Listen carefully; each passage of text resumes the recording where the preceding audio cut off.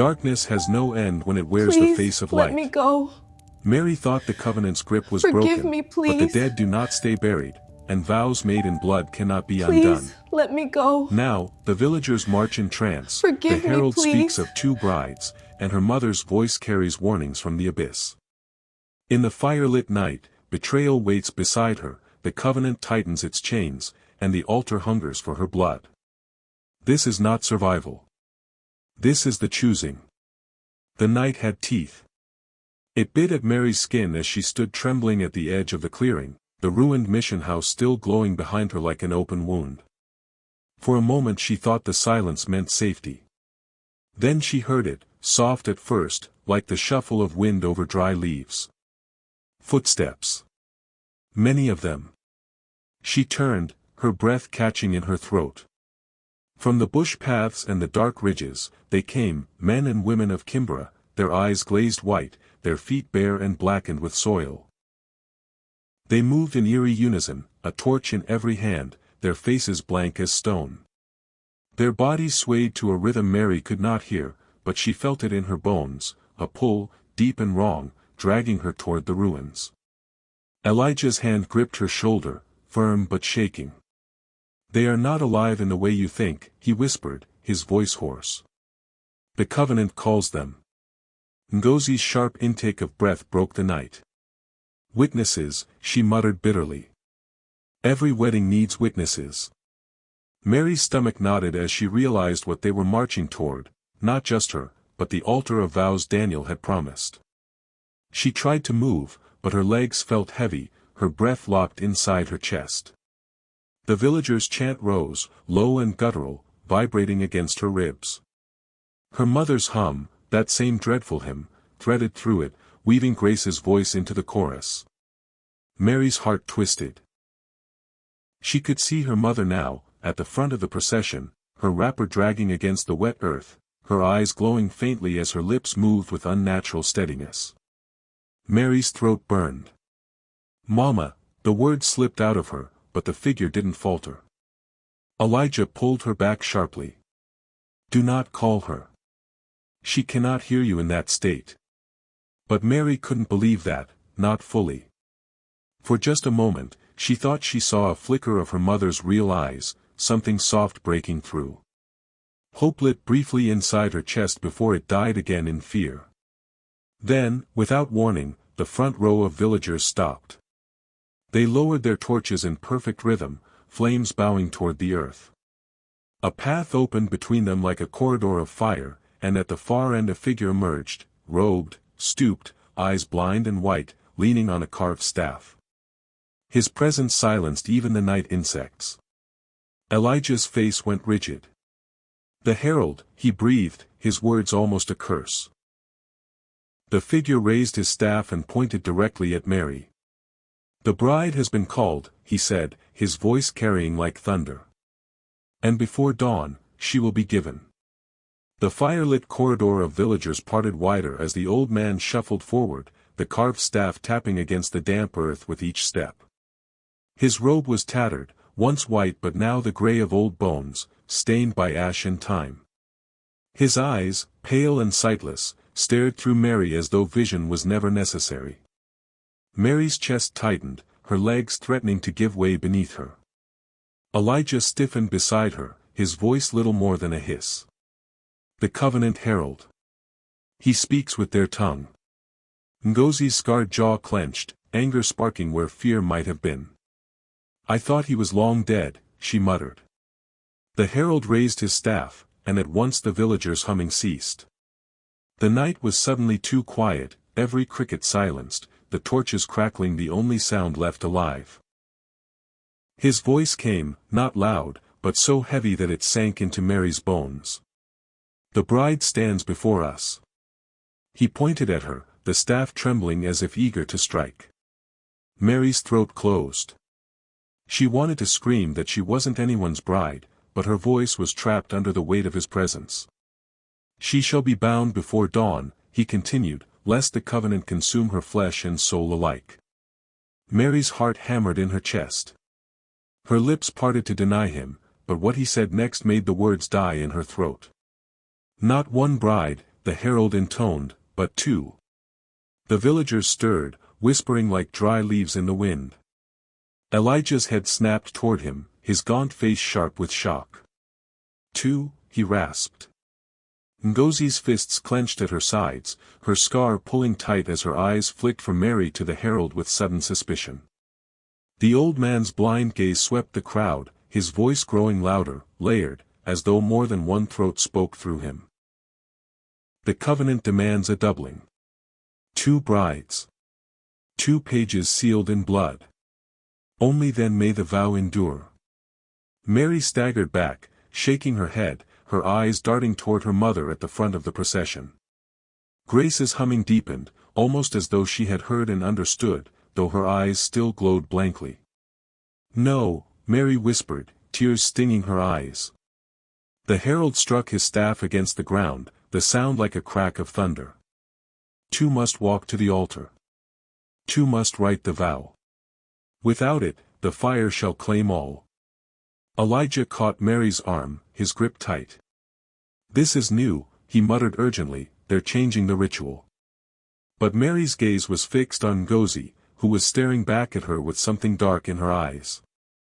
For the first time, Mary realized the covenant's choice might not be hers alone, and someone she stood beside might be willing to take her place. Or worse, take her down. The villagers did not move after the herald's decree. They stood frozen, torches burning steadily, their eyes blank and white like carved shells. The silence was unbearable, broken only by the dull thud of Mary's heartbeat in her ears. She searched the faces until her gaze landed on her mother. Grace Collins stood at the front, her body swaying gently, her lips shaping the dreadful hymn that had haunted Mary's nights. For a moment, Mary wanted to rush forward, to seize her hand and shake her awake. But Elijah's grip tightened on her wrist, holding her back. "Do not," he whispered. "If you touch her now, she will not recognize you." His words stung, but Mary tore her arm free and took one small, trembling step toward her mother. "Mama," she breathed. The hum faltered. It was faint, barely noticeable, but Mary caught it. Grace's head tilted, and for the first time, the glow in her eyes flickered. Mary's chest swelled with desperate hope. "It's me. It's Mary." Grace's lips trembled. The hymn slowed, then broke. And then, in a voice hoarse and raw, not like the one Mary remembered, her mother spoke. "Child," Mary's knees buckled, tears spilling hot down her cheeks. "I'm here," she cried. But Grace's next words froze the air between them. "Do not trust him." Her eyes darted past Mary, straight to Elijah. The breath caught in Mary's throat. She turned to look at him, and though his face remained steady, his gaunt features shadowed in torchlight, something shifted in her chest. The man who had guided her to the stream, who had shown her the journal of names, who had told her she was bound before birth, could he be hiding something deeper? "Mama," Mary started, but Grace's body convulsed, her head jerking back violently as the glow in her eyes blazed brighter. Her lips snapped shut, and the hymn resumed, louder than before, drowning out her words. 2 villagers seized her arms, pulling her back into the fold of the procession, her body swaying once more to the covenant's rhythm. Mary staggered backward, sobs choking her throat, her mind a storm of questions. Elijah's hand rested on her shoulder, steady but cold. "She is gone again," he said flatly. Mary's pulse raced as she stared into his eyes, searching for truth. Ngozi's voice cut through the silence, sharp as a blade. "If even your own mother warns you, maybe you should listen." Mary turned toward her, her heart split wide with fear and doubt. The torches flared brighter, the villagers stamping their feet in unison as though some unseen signal had been given. The herald lifted his staff once more, his blind eyes unblinking. "The first bride stands ready," he declared. "The second must be named." And Mary felt the ground tilt beneath her, because she knew, the choice was coming, and she no longer knew who to trust. The villagers' chant rolled like thunder, low and unrelenting, as if the earth itself hummed with them. Mary's ears rang with it, her hands pressed tight against her temples, but it only grew louder inside her skull.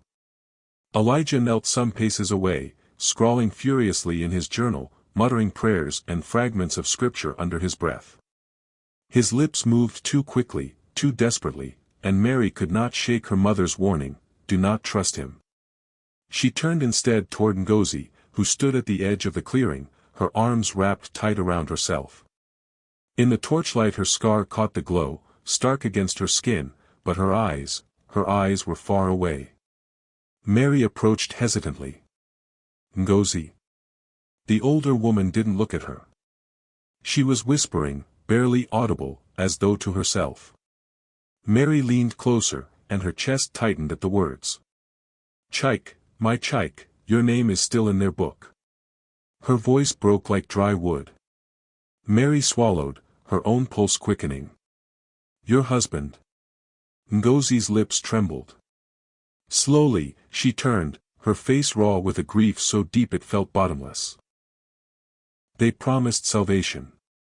They took him from me. But the ledger that holds him, it's here. If I can free him, maybe," she cut herself off, but Mary already understood. Ngozi's pain wasn't just memory, it was alive, clawing for release.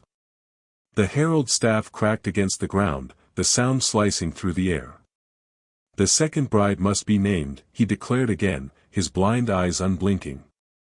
The villagers stamped their feet in rhythm, the earth shaking beneath them.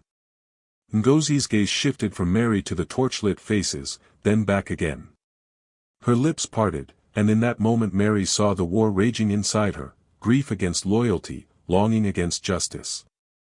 Mary whispered, urgent, desperate. "Don't.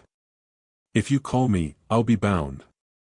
If you call yourself, you'll be chained forever." Ngozi's eyes glistened, and her body swayed as though her grief might tip her either way. "If I give you," she choked, her voice trembling, "they might give me Chike back." The word stabbed through Mary's chest like a blade.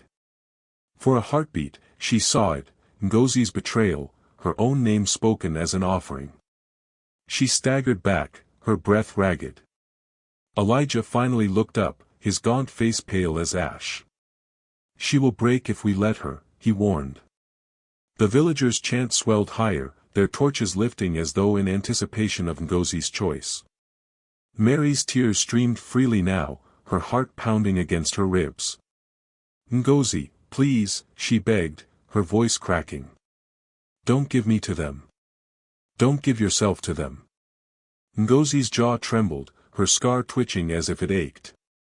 She closed her eyes, a single sob escaping her lips. The Herald staff lifted again, waiting for the name. And when Ngozi opened her mouth, the night held its breath. The villagers' torches burned brighter as if the flames themselves anticipated blood. Their chant rose into the night, guttural and thick, shaking the ground beneath Mary's feet. She wanted to scream, to run, but her body felt trapped inside a cage of invisible chains.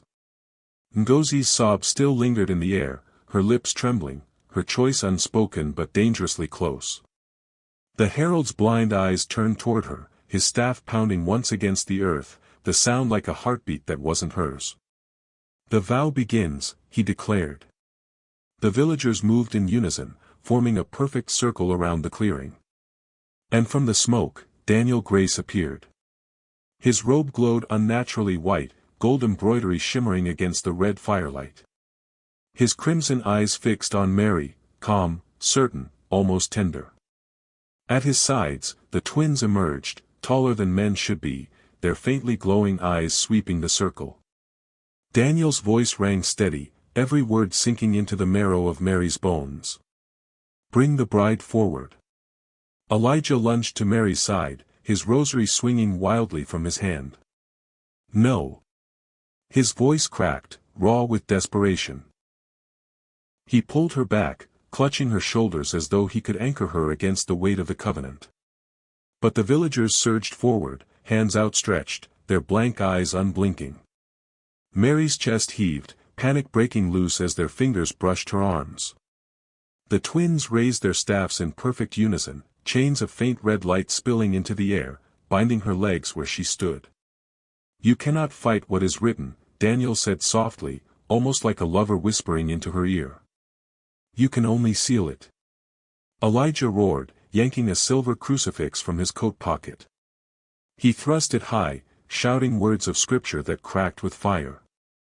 The villagers shrieked, staggering back as the flames of their torches guttered low. For a breath, Mary saw a way out, a flash of hope. But then the elder twin's eyes blazed, and with one swipe of his rusted staff, Elijah was hurled across the clearing, his body slamming hard into the dirt. He gasped, blood spilling from his mouth, his crucifix tumbling from his hand. "Elijah!" Mary screamed, her voice tearing. She tried to run to him, but the chains tightened, searing her ankles with invisible fire. Daniel stepped closer, the ledger clutched against his chest, his smile cruel and gentle all at once. "Do not grieve for him," he murmured. "Every witness must fall before the bride is crowned." Mary's tears blurred her vision as she struggled against the chains, her gaze darting between Elijah's broken body, Ngozi's trembling figure, and her mother's glowing eyes at the edge of the firelight. The herald lifted his staff high, his voice booming like thunder.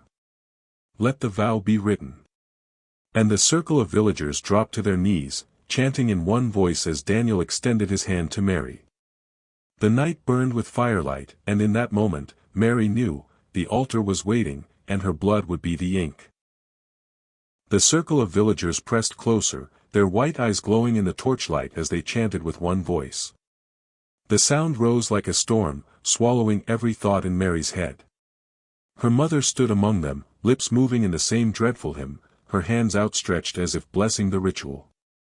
Daniel Gray stepped forward, his robe gleaming in the fire, the ledger in his hand glowing faintly at the edges.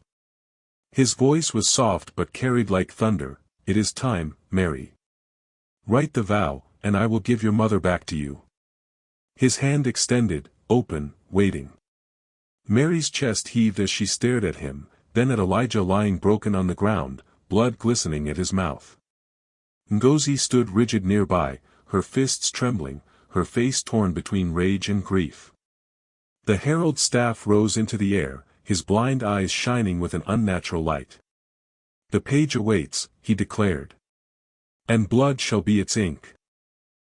Mary's body shook as the villagers seized her arms, dragging her toward the altar of stone that had risen from the earth itself, blackened and cracked with old fire. The ledger was laid open before her, its pages alive with faintly shifting names that glowed and flickered. She bit her lip until it bled, tears spilling hot down her cheeks. "If I write," she whispered, "she lives." Daniel nodded, his crimson eyes burning. "She lives. All you must do is vow yourself to me." His words coiled around her like chains. Her mother's voice cut through the chant then, hoarse and fleeting, "Child, don't." For a heartbeat, Grace's glow faltered, her eyes flicking back to something human. The moment shattered as the hymn drowned it out again, but Mary clung to it. Her blood dripped onto the page from her bitten lip. The book shuddered. The villagers wailed. Daniel leaned closer, his smile cruel and eager. "Now, bride. Finish it." Her hand trembled over the page. And then, in a surge of defiance, she drove her bleeding finger across the parchment, not writing his name, but her own. Mary Collins. The letters burned bright red, searing into the page like fire. The earth convulsed, the villagers collapsing to their knees, shrieking as the torches flared sky-high. Daniel's smile froze, his eyes widening in horror. The ledger snapped shut, its clasps locking with a scream like metal tearing. He staggered back, clutching his chest as flames erupted along the edge of his robe. "No," he gasped. "No." The twins howled in unison, their chains whipping wildly as the ground cracked beneath them. The herald lowered his staff slowly, a strange smile tugging at his weathered lips. His voice was calm, certain. "The bride has chosen, but not the groom."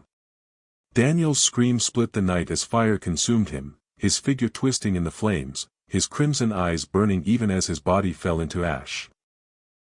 Mary collapsed to the ground, her hands shaking, her tears falling onto the scorched page.